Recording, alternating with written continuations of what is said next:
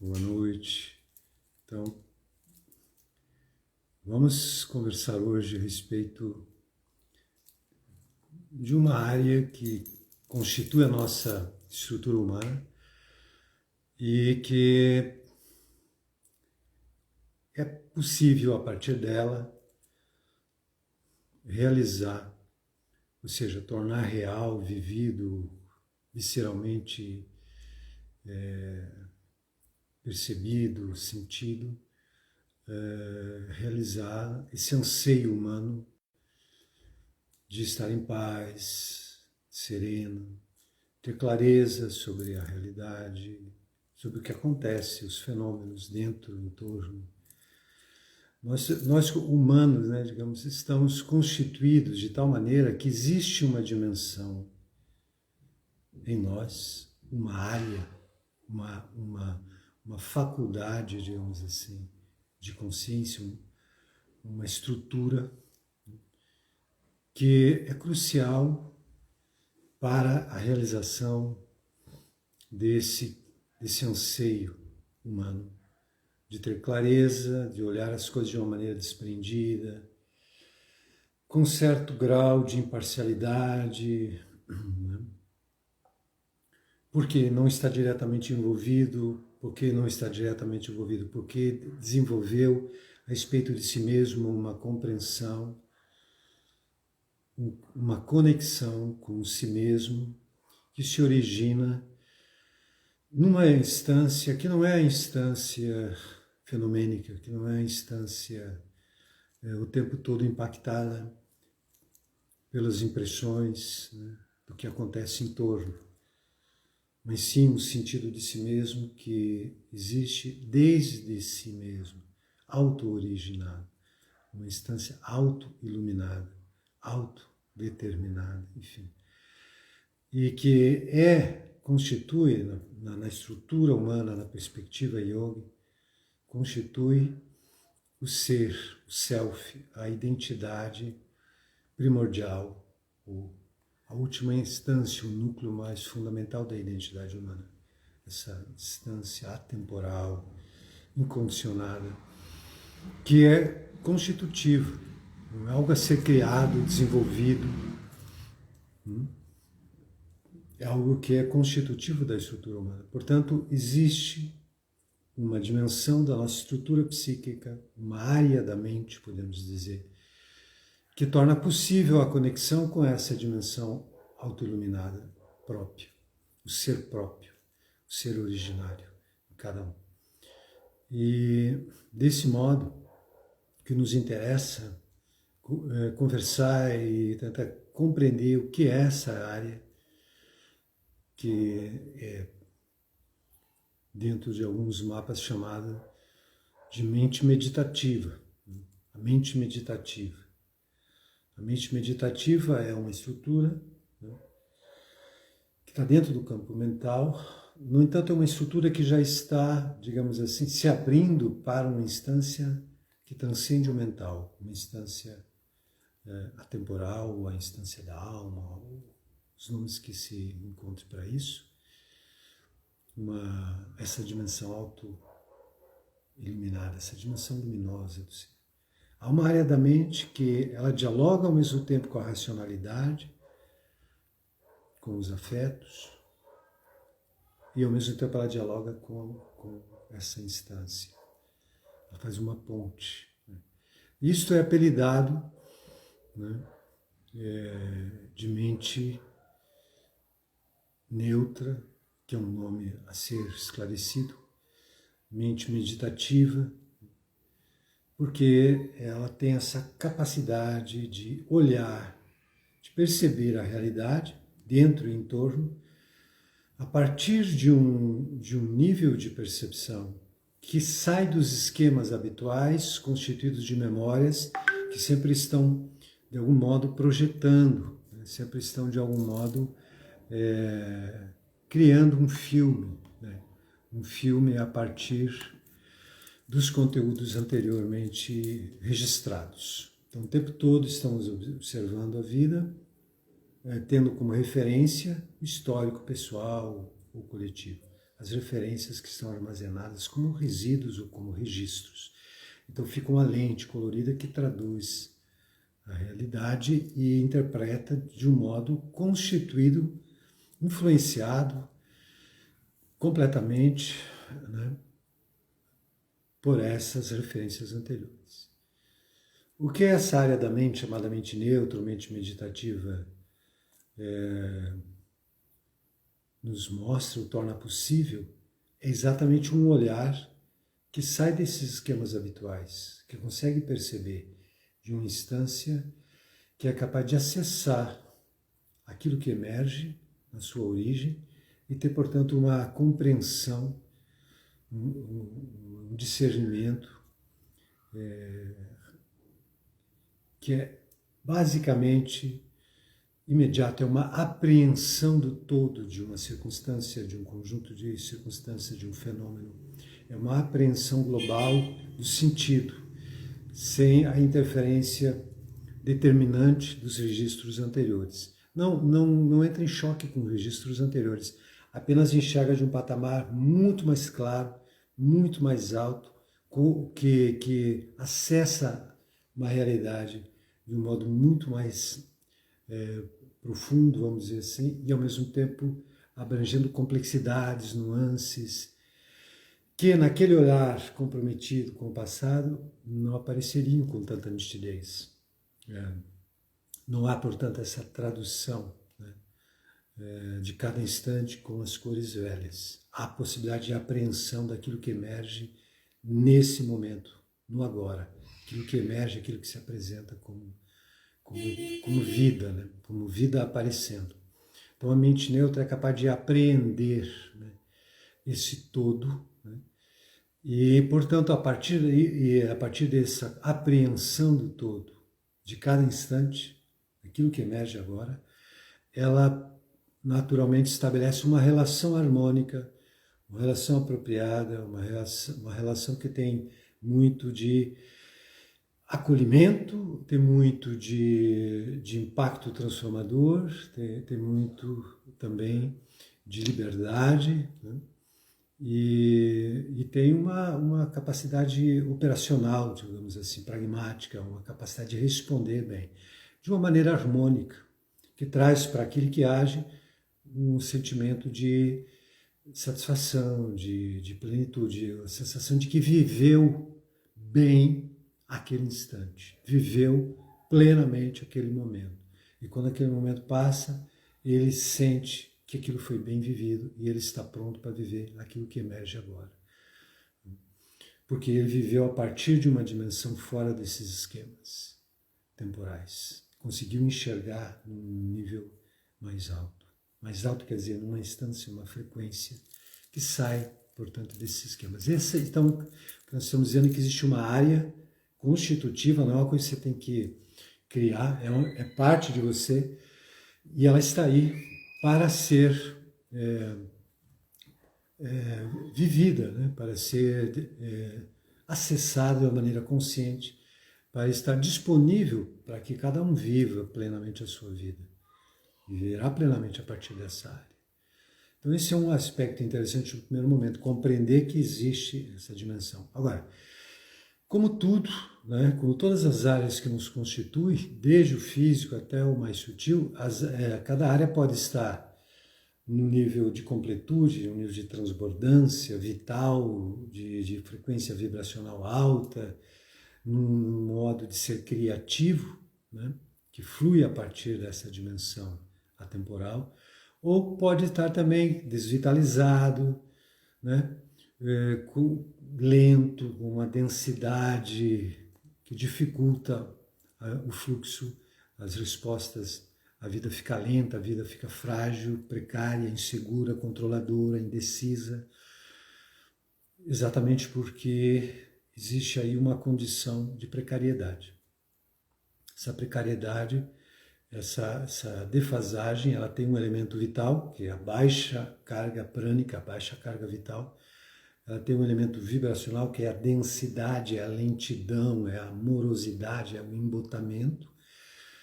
né? E ela tem um modo de ser que pode fluir criativo, desde uma dimensão do não estabelecido, desde uma dimensão do incondicionado, ahistórico, fluindo de modo criador, ou ela pode ser um jeito reativo, de autopreservação, né? Que são possibilidades. Obviamente que a possibilidade humana mais alta é ampliar a vitalidade. Nós temos como fazer isso de uma maneira objetiva, não imaginária, de uma maneira concreta. Há a possibilidade de fazer isso. A elevação da frequência vibracional para um plano sutil, fluido, um movimento, né, que tem um movimento harmônico, com um certo grau de velocidade das frequências, das vibrações, ou seja, uma fluidez criativa, dinâmica, um modo de ser que é, portanto, assim, capaz de acolher, porque ele está mais volátil, está mais aberto, né? E ao mesmo tempo ele é capaz de acolher, de penetrar nas situações e de acessar a realidade, né? Porque ele está fluindo numa camada com uma certa transparência, digamos assim. Quando o contrário, quando está denso, fica aquela coisa compacta, lenta. No plano psíquico aparece como embotamento, preguiça mental, letargia, devaneio. Então essa é uma área que tem potencialidade tremenda, como disse no começo, capaz de possibilitar uma vivência humana muito profunda. E, no entanto, para que possa estar em condições de permitir isso, né, essa área precisa ser, obviamente, cuidada, desenvolvida, nutrida, né, levada para o seu melhor potencial, para a sua mais alta expressão. E para isso você tem recursos que envolvem diferentes práticas, intervenções sobre o sistema psíquico, energético, orgânico, com diferentes técnicas que provém dessa linhagem, que tem esse mapa da consciência, esse modo de olhar, que identifica a existência dessa área.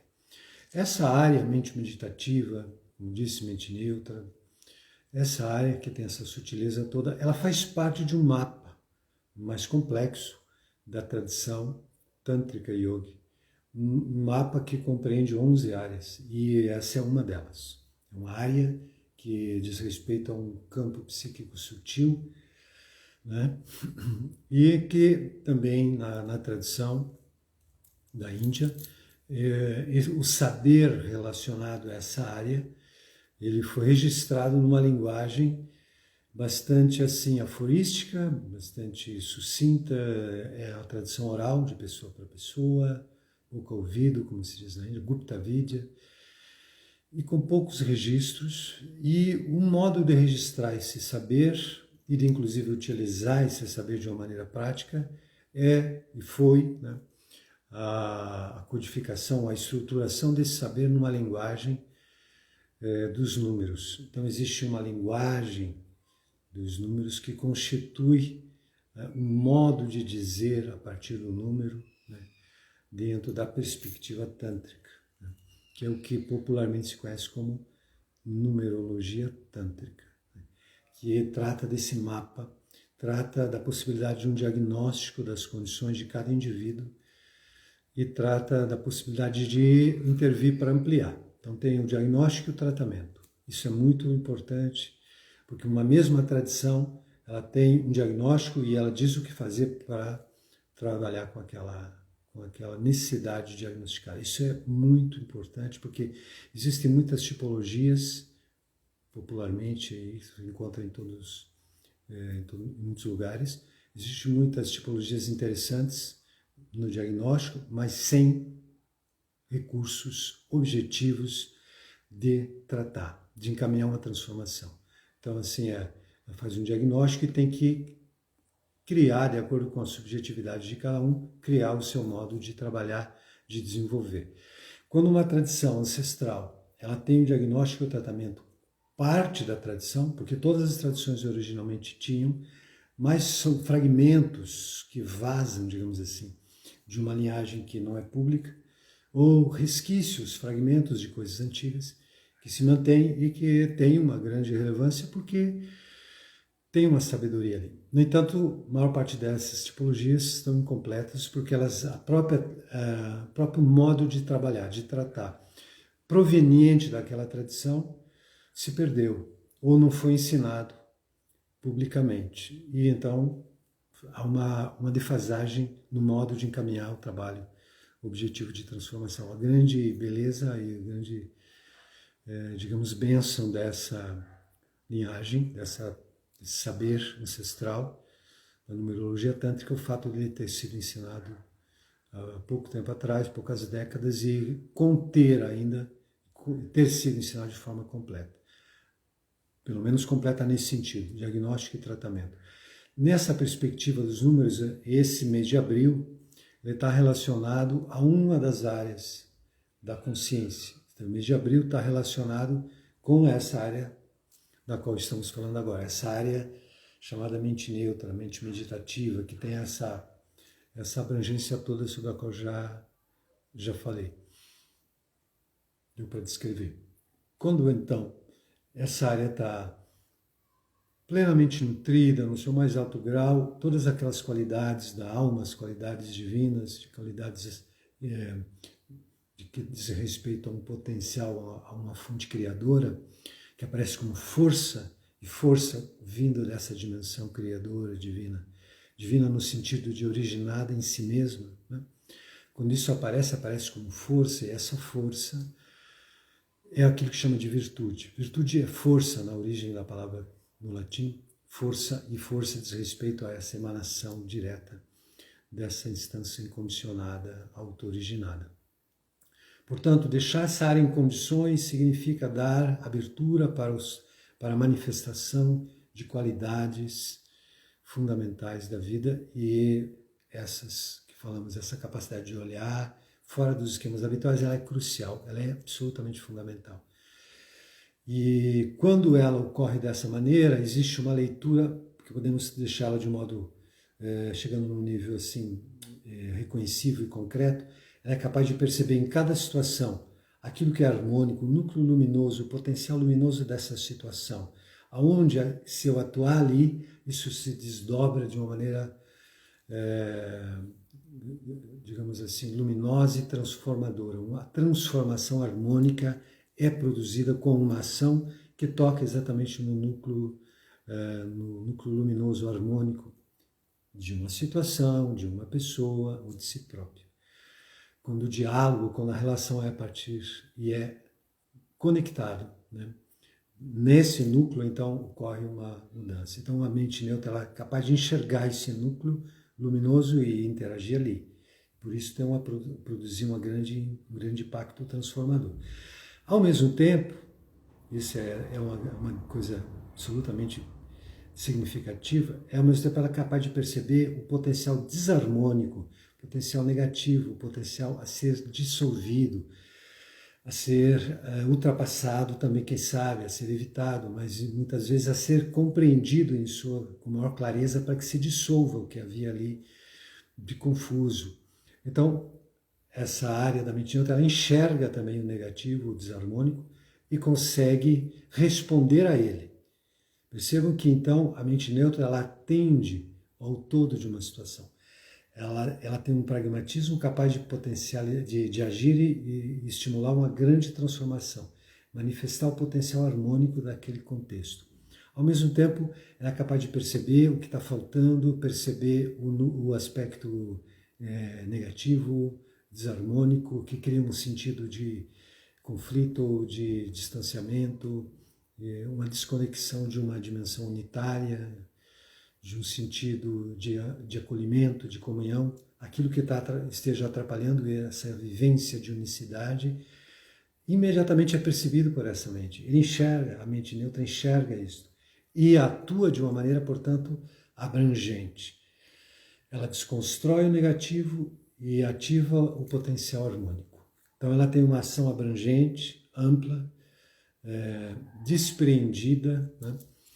Por quê? Porque ela parte de uma dimensão que está fora daquele sentido de si mesmo habitual, daquele sentido de si mesmo construído pelas memórias, baseado no passado. Nessa área é possível descobrir uma instância de si mesmo, uma dimensão de si mesmo que está fora, que não é constituída por esse processo exclusivamente histórico-temporal. É capaz a mente neutra de acessar uma instância do ser que é ahistórica, que ela existe desde ela mesma. É dali que vem a criatividade, é dali que vem a intuição, é dali que vem a compreensão imediata, instantânea, completa de qualquer situação. Então a mente neutra, a mente meditativa, ela, como já disse antes, ela abarca o todo de uma situação, ela compreende as peculiaridades das circunstâncias, ela potencializa o harmônico, ela desconstrói o desarmônico e com isso ela tem uma ação completa, que acontece a partir daquele ser que a manifesta, sem um sentido de eu restrito, receoso, defensivo, reativo, numa agenda de autopreservação pela sua própria fragilidade. Não. Por quê? Porque na medida que há a percepção de uma dimensão de si que se auto-origina, que transborda, então a ação é, exatamente como a palavra diz, transbordante, criadora, livre, que não deixa rastros naquele que é manifesta. Porque no instante seguinte ele já está aberto para o próximo momento. Essa qualidade de consciência, ela é possível, por isso o ser humano anseia por ela, porque ela é possível. O humano sempre falta daquilo que pode. Tem um anseio, né, por aquilo que é possível, que não criou as condições ainda para isso. Quando, por outro lado, vamos olhar agora um aspecto que é, quando essa área está defasada, precariedade vital, densidade, tendência reativa, como essa área defasada, ela está relacionada, vamos lembrar, com o mês de abril, ela está relacionada na linguagem dos números com 4. Com 4. Então, vejam bem, quando essa área está plena, é um sentido de estabilidade, porque as coisas não lhe determinam. As coisas não impactam de uma maneira determinante. As coisas são acolhidas, são percebidas, são discernidas, mas não determinam os processos. Desde uma dimensão auto-originada se acolhe tudo com abertura, né? Mas o processo de entendimento não é determinado pelas situações. Ele nasce a partir de uma dimensão própria, de uma dimensão intuitiva, que compreende e então sim tem clareza sobre a situação e atua sobre a situação. Há uma autodeterminação transformadora e livre muito grande nessa área. Uma capacidade de viver livre e transformando. Então, impacta as situações, mas as situações não lhe impactam. Isso não é insensibilidade, é um acolhimento, mas que consegue discernir e responder impactando. Então, isso é muito importante, né, na vida de qualquer pessoa.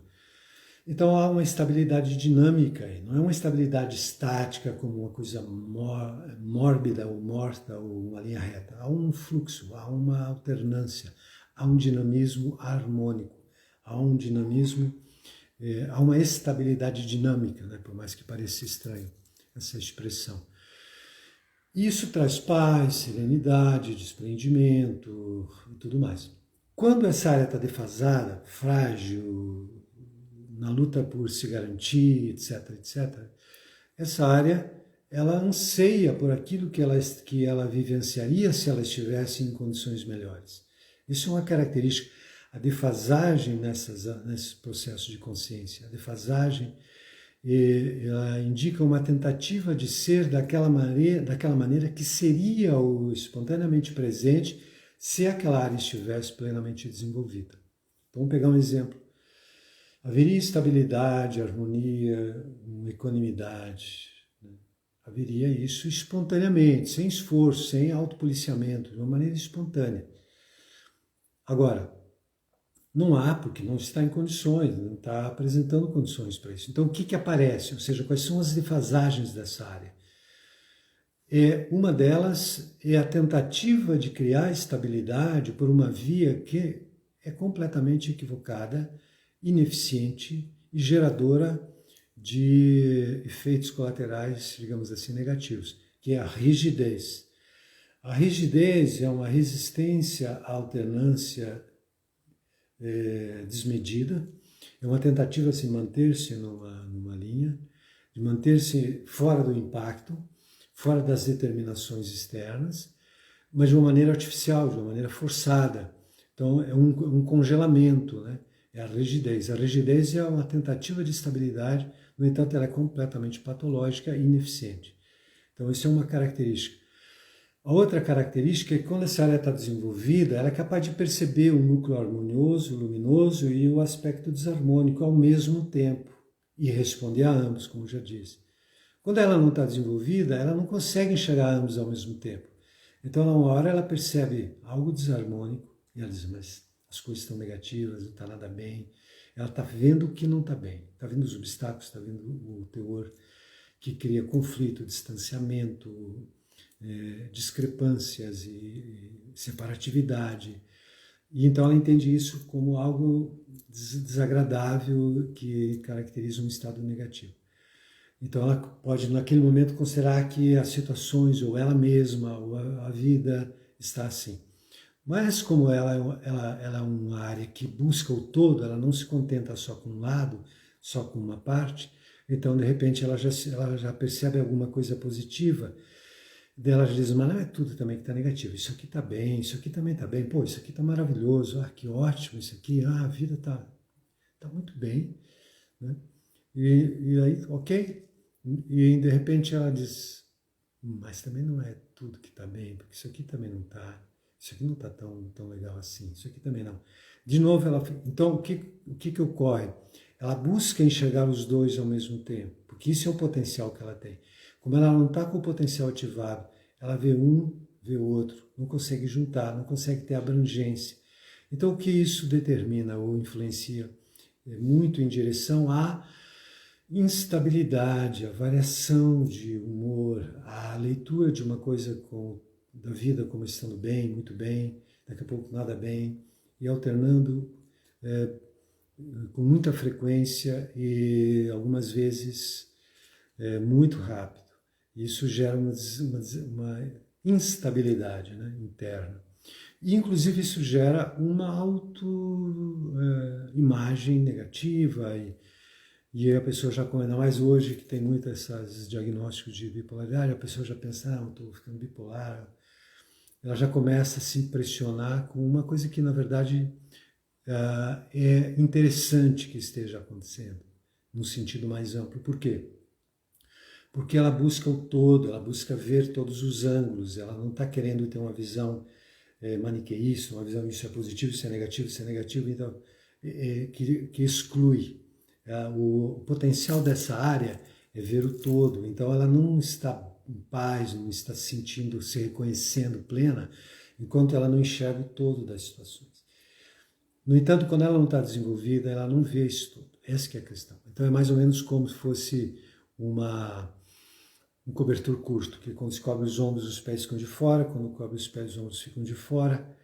E desenvolver essa área é conseguir abranger todas as facetas, todas as nuances, enxergar completamente uma situação e atuar. Então, outra defasagem que aparece muitas vezes é a indecisão. Ou é claro, porque você olha uma coisa e vê, eu acho que isso aqui é interessante. Bom, estou vendo isso. Daqui a pouco não, mas também isso aqui não é tão aquilo.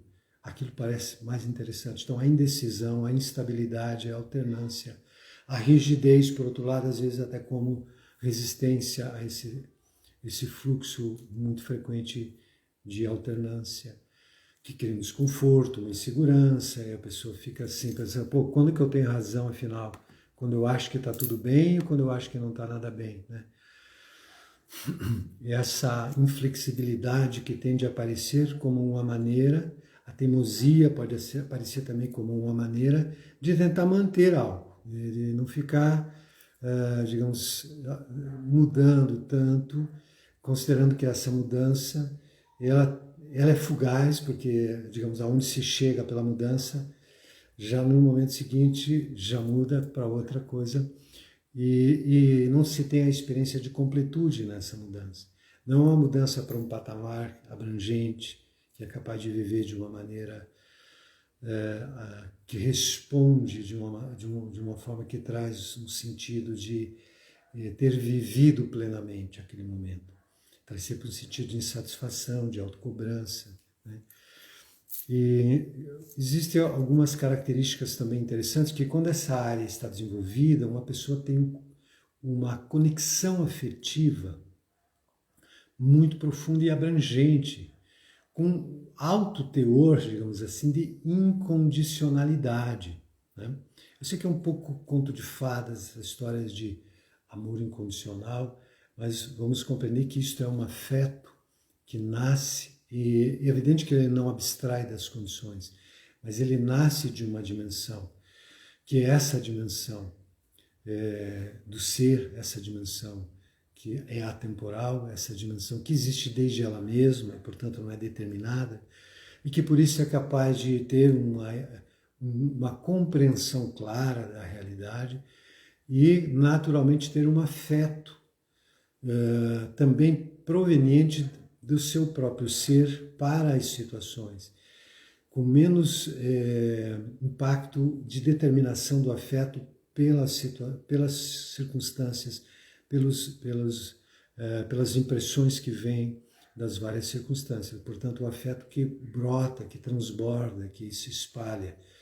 E esse afeto é uma amorosidade, uma afetuosidade acolhedora, que sente uma unicidade em tudo, em todos os seres, animais, vegetais, no sentido de familiaridade íntima com algo profundo em cada ser, no sentido mesmo de comunhão, né? O acesso a uma instância que eu chamaria de unicidade, né? Então, no plano afetivo, há uma abertura, uma expansão, né? Amorosa, um afeto que se espalha e acolhe, né? E que, portanto, se relaciona de uma maneira compreensiva, amorosa, compreende uma pessoa, sabe como é capaz de enxergar as dificuldades que uma pessoa tenha num relacionamento, perceber onde que essa pessoa está se prendendo, onde que ele está, o equívoco que ela está trazendo, de onde que vem algum eventual desequilíbrio. Ela consegue ter uma compreensão daquele ser e um acolhimento, porque percebe um núcleo luminoso, um potencial harmônico naquela pessoa. E percebe também os aspectos desarmônicos, mas acolhe o todo e responde de uma maneira que estimula o potencial luminoso da outra pessoa, harmônico da outra pessoa. Então essa pessoa vive de uma maneira sábia, amorosa, mas ao mesmo tempo ela é muito lúcida e ela é muito assertiva, né? Ela é capaz de dizer para uma pessoa algo que seja como um alerta ou como apontando algo no outro para o que o outro perceba, que eventualmente não corresponda ao potencial maior dessa outra pessoa e seja algo que ela poderia eventualmente compreender melhor e quem sabe transformar. A mente neutra consegue falar isso de uma maneira não acusatória, de uma maneira que tem um propósito muito evidente, que é que o outro perceba e se liberte, e não que o outro sirva às suas necessidades. Então há um desprendimento de interesse centrado no eu, porque a consciência já está numa esfera que está saindo desse sentido de eu habitual, com suas carências, tudo que geram relações onde tem muito controle, muita manipulação, muita tentativa de que o outro sirva aos seus próprios exigências egóicas. Então a mente neutra consegue ser assertiva, mas ela consegue não agradar, porque ela não quer agradar nem desagradar, ela consegue acolher e elevar, propondo algo de uma maneira tal que o outro não se ofende, porque sabe colocar numa linguagem apropriada. Quando essa área não está desenvolvida, nesse aspecto aí, o que acontece? Uma pessoa com essa área não desenvolvida, ela pode ter dificuldade de se posicionar. Ela pode ter dificuldade, por exemplo, de dizer não. Ela pode achar que ela tem que ser boazinha, que ela tem que agradar. Por quê? Porque se ela tivesse no nível desenvolvido, ela teria uma harmonia no seu modo de ser e provavelmente ela provocaria em muitas situações um relacionamento respeitoso, amoroso, e provavelmente as pessoas reconheceriam essas qualidades naquela pessoa. Mas quando não está desenvolvida, ela não sabe muito bem como agir. Então, ela pode sim gerar uma tentativa de ser boazinha para agradar, para receber esse acolhimento que ela receberia se ela estivesse naquele patamar mais alto. Mas não estando, ela quer provocar mais por numa oitava mais baixa, digamos assim, que não corresponde a algo real mesmo. Então, se torna algo forçado e algo que não é efetivamente, não é autêntico, não é genuíno, não é próprio, espontaneamente daquele ser. Então é preciso observar que essa capacidade afetiva é muito ampla, muito abrangente quando está desenvolvida. Quando não está, pode gerar uma agressividade, uma certa intolerância pela rigidez, pela exigência que o outro seja do modo que você gostaria que ele fosse para você poder estar bem, e por aí vai. Então, a mente neutra não desenvolvida tem essas características, indecisão, possíveis, né? Indecisão, instabilidade, essa inflexibilidade, essa rigidez, a eventual teimosia, para tentar segurar em algum lugar, né? E quando essa área também não está desenvolvida, a pessoa pode ficar guardando muitos ressentimentos, uma tendência de sentir de novo a mesma coisa para tentar elaborar, porque não fluiu, não respondeu bem no momento que aconteceu, com intensidade adequada, não absorveu, não teve lucidez para entender no instante que algo ocorreu para responder, e portanto se fechou, guardou, depois começa a processar, ressentir, e o ressentimento é um passo que antecede a vingança, a hostilidade, a crueldade, essas emoções, essa vida afetiva bastante assim, sintomática de uma fragilidade, de uma fraqueza, né? Que é própria sempre que não há condições para uma resposta apropriada, há uma tendência de guardar, de ressentir, depois tentar de alguma maneira refazer o passado por uma ação que tende a cair num tipo de, às vezes, de vingança, que se travestida de justiça, e tem toda uma variação em torno disso. Mas quando essa área está apta a acolher, discernir uma ação que ocorra em direção a ela, discernir e responder numa intensidade afetiva apropriada, né? Pode ser que ela seja muito forte, muito vigorosa, emocional, afetivamente numa resposta, e com isso aquela energia saiu dela, e ela se mantém livre, se mantém satisfeita com a sua própria resposta e sente que respondeu bem, e ela está resolvida, digamos assim, já está fluindo para outras situações, ou não, ela fica como que com aquilo, né? Quase como quando você bate num carro e fica amassado e depois fica aquela marca lá. Tipo, trazer isso para fora, soltar. Quando essa área está desenvolvida, a pessoa compreende. Se ela compreende, ela não se ofende. Se ela não se ofende, ela não precisa nem perdoar. Isso é aquela música do Caetano Veloso, onde não há pecado nem perdão. O perdão é dispensável quando não existe o sentir-se ofendido. Quando essa área da consciência não é ofendível, ela, portanto, não perdoa, porque ela não precisa. Mas se ocorreu de algum momento ela ter sentido algo que ficou como um ferimento, né?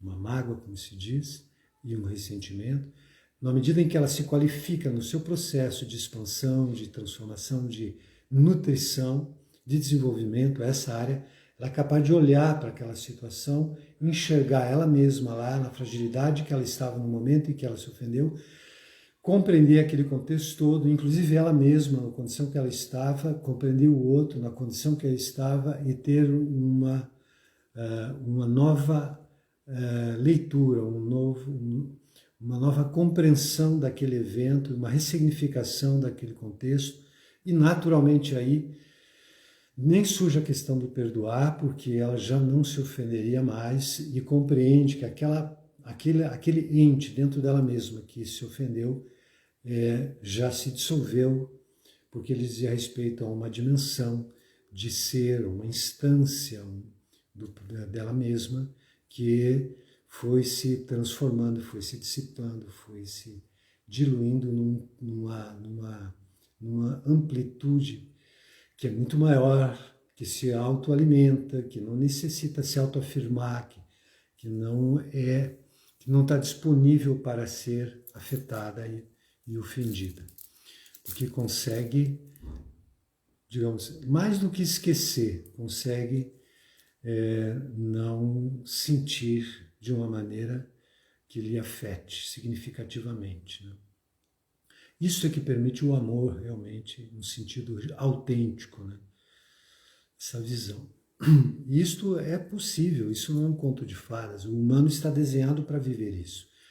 Então, uma pessoa, por exemplo, uma forma de você perceber o quanto lhe caberia dar atenção para essa área, é para todas as pessoas, obviamente, porque isso faz parte da estrutura humana e é um potencial que, coletivamente, a humanidade precisa dar esse salto para essa área do coração no sentido de um lugar onde tem afetos originados numa dimensão atemporal, incondicionada. Coragem, amor, a capacidade de acolher o outro, reconhecer a unicidade divina do outro e, portanto, o respeito, são afetos incondicionais. Isso é uma possibilidade. No entanto, as pessoas que... Aí é uma visão já da numerologia tântrica. Uma pessoa que nasceu num dia, por exemplo, 13, que somado dá 4, 22, que somado dá 4, ou 4, ela precisa dar atenção para essa área, porque com essa área que ela olha para ela mesma, é com essa lente que ela vai se ver. Se essa lente estiver transparente, ela vai conseguir enxergar a sua própria dimensão de autonomia, de autenticidade, de liberdade, de luminosidade. Ela vai se reconhecer aí, porque essa lente está transparente e consegue acessar essa instância. Se essa lente, essa área estiver defasada com as características que acabamos de citar, ela vai ter uma certa rigidez com ela mesma, ela vai ter algumas idealizações as quais ela tenta cumprir, mas que geram tensões, ela vai ter todas essas características defasadas na relação com ela mesma. E é importante uma pessoa, sim, trabalhar isso. Quando é um mês, é a lente a partir da qual ela olha para o mundo, né? É a lente a partir da qual ela faz a leitura da realidade, que chega até ela através dos sentidos. Ela tem um campo, uma lente que está intermediando a recepção dos estímulos e, portanto, a leitura e a resposta. E essa janela, essa lente é da mente meditativa, o 4. Se essa área está transparente, uma pessoa tem uma relação que vai na essência do outro, no núcleo luminoso do outro, a partir do seu próprio. Então há uma comunhão, uma relação harmônica, uma relação que sempre se aprende, que sempre se descobre algo a cada passo. Sempre se está numa abertura para a apreensão do sentido a cada respiração, a cada momento. Não como um já saber para aplicar, mas como uma abertura para acolher e responder a cada momento, no momento que ele ocorre, porque se tem a leitura de cada momento no momento que ele brota. E essa área consegue isso, e consegue atuar de uma maneira muito meditativa também, muito aqui agora, muito presente. Então, quando essa área está na soma do ano, né, você tem isso como um dom, como uma área que é o teu grande aliado, como uma potencialidade já instalada, que você pode contar sempre que precisar. Quando você está numa situação de bastante confusão, estresse, dúvida, etc., é desse lugar que vem a ajuda, né? Que vem a saída. É ali que enxerga e diz, ok, faça isso. Vem como intuição, vem como um outro olhar sobre aquele contexto e consegue enxergar de um ângulo que ainda não tinha sido visto, etc. E isto né? Provoca uma mudança de atitude e isso é muito importante em muitos momentos da vida. Então, a gente pode compreender o quê? Que essa é uma área fundamental na vida. Eu diria até que essa área, gente, no momento que nós estamos vendo hoje, essa área é praticamente uma grande porta, né, para acessar essa instância do teu próprio ser, que pode estar livre das intempéries, né? Tá num lugar privilegiado, não de isolamento, não de refúgio narcisístico dentro de si para não ser afetado, não. Completa abertura, é como eu lembro da frase do Nietzsche, com um grande oceano acolhe um rio turvo sem se turvar, algo nesse sentido, que tem numa fala do Nietzsche, ou seja, um grande oceano acolhe um rio turvo sem se turvar, significa que essa consciência acolhe a vida tal como ela parece, consegue ter uma clareza no entendimento de cada circunstância, um poder de agir, de responder, que transborda de si. E, portanto, existe um lugar aí, um espaço aí, em cada ser, que é capaz de estar em paz, que é capaz de estar fora, no sentido de que as coisas não lhe determinam, mas de estar dentro, no sentido de que ele pode determinar as coisas. E, então, esse espaço interior é acessado com a meditação, é acessado com o desbloqueio dessa região torácica, afetiva, do chakra do coração. E isso está aí para todo mundo, né? E quem tiver interesse em aprofundar mais isso, pode procurar nesse canal aqui do Numerologia Tântrica Online, o curso que tem disponível. No começo de maio, nós vamos disponibilizar algumas aulas desse curso que abordam as outras áreas, que são 11 áreas. Hoje eu dei um pequeno panorama de uma delas. São 11 áreas da consciência nesse mapa tântrico. Cada uma delas diz respeito a uma função psicológica fundamental da vida, que pode estar ampliada, desenvolvida ou não, pode estar defasada e nos cabe desenvolver. Então, o curso de Numerologia Tântrica, ele te ajuda a fazer um diagnóstico de você mesmo e das pessoas em torno, para compreender melhor o outro, sugerir, propor modos para o outro intervir sobre ele mesmo e criar melhores condições, né?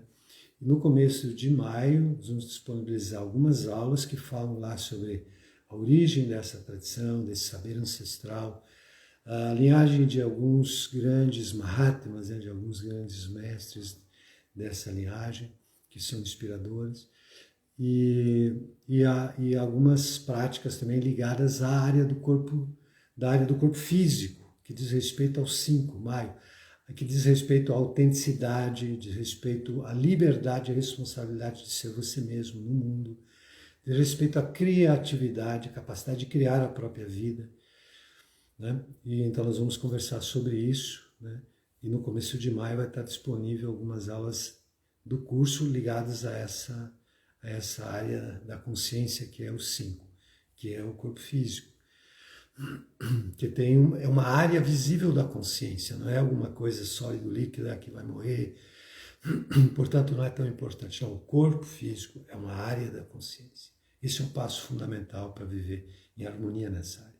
É acolher todo esse corpo físico em suas nuances, frequências, como uma área da consciência e com isso trabalhar e deixá-lo no nível de vitalidade, de harmonia, de descontração, que permita aquilo que é infinito manifestar as qualidades criadoras, né, dentro do mundo, dentro da vida de relação. Trazer o infinito para a vida no mundo, trazer o atemporal para a vida no tempo.